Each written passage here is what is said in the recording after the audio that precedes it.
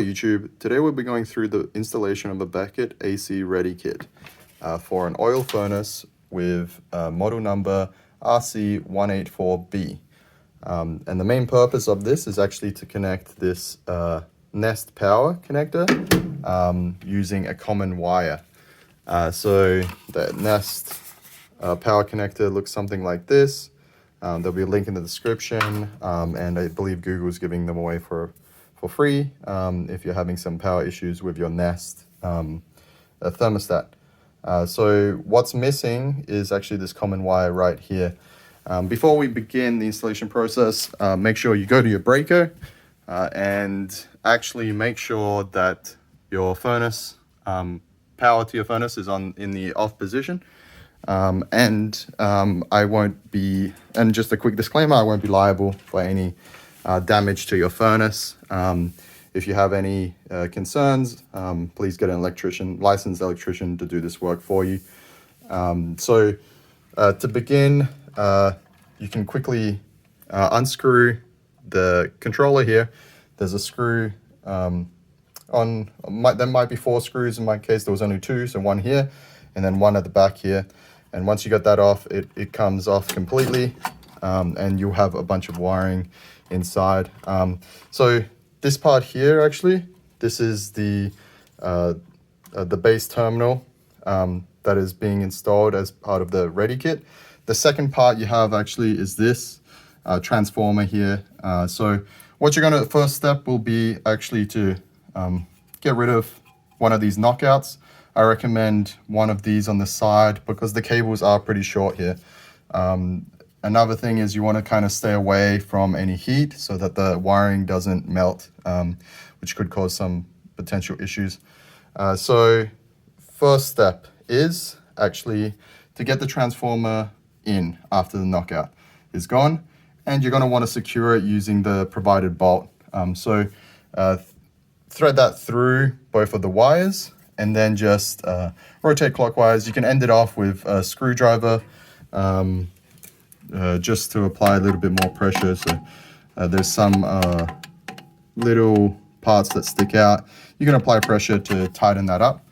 And then once you have that on, you're going to have to do some wiring here. So what I actually did is I cut the little connectors that came, so it looks something like this from the black and white wires, and then I shredded the wire. I took off the plastic covering, and then I connected the black with the black coming from the power supply in here, and same with the white white wire. So you want to kind of join what you have here together with the new cables that are coming in. And then once that's done, you're going to want to put this base terminal through all the wires. So what I actually did is I cut this thin part of metal, made a gap, so then I don't have to rewire everything. And then I just fit all the existing wires through that. And that's pretty much it for the internal wiring. So you can close that back off. The instructions are also provided as part of the kit. But I found a few things tricky with the instructions. That's why I felt the need to explain it. The main part is, cutting that connector part off. That was not very straightforward, so I had to do that. My first thought process was actually to take off this connector here and use that with the new wires.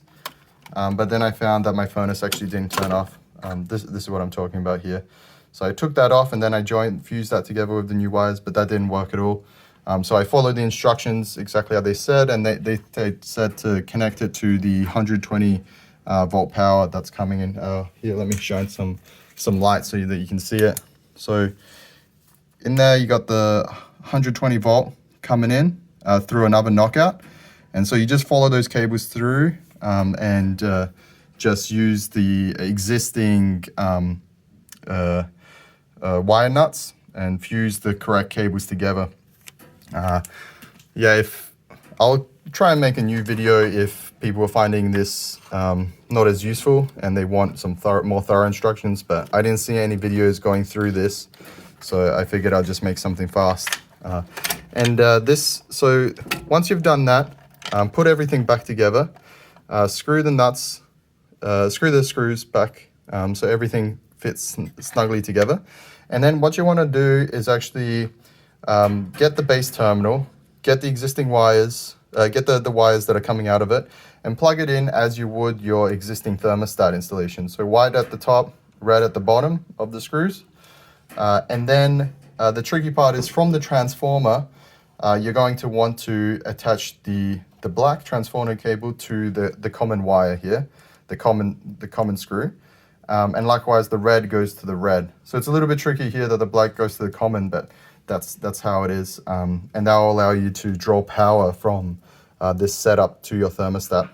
And then as a final step, I did get this power connector, which I just connect as is displayed. So at the back here, you can see white, red, this goes to your thermostat, and then common, red, white goes to this base terminal here. So you're gonna just wanna unscrew. So in the case of the red, you are going to have the transformer and the power connector going to the same screw.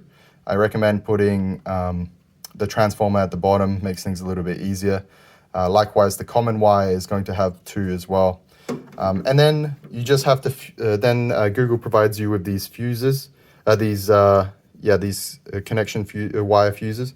So the trick here is actually you want to lift this up as far as possible until it's vertical, and then just make sure the wire fits very snugly inside. And once you can feel some pressure on the back here, then push down, and that will fit nicely. Make sure the wire doesn't come back out. And so as you see, this line runs all the way up to my thermostat, and now my Nest has only a red and a white wire. But the power connector will allow it to successfully draw power. And that's about it. So once I get this all back together, I'll turn it on, and the furnace will be running, and now I can use my Wi-Fi control without running out of battery.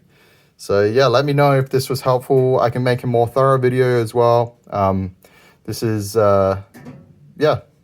just trying to help out the community that's in the same spot as I was. Peace out.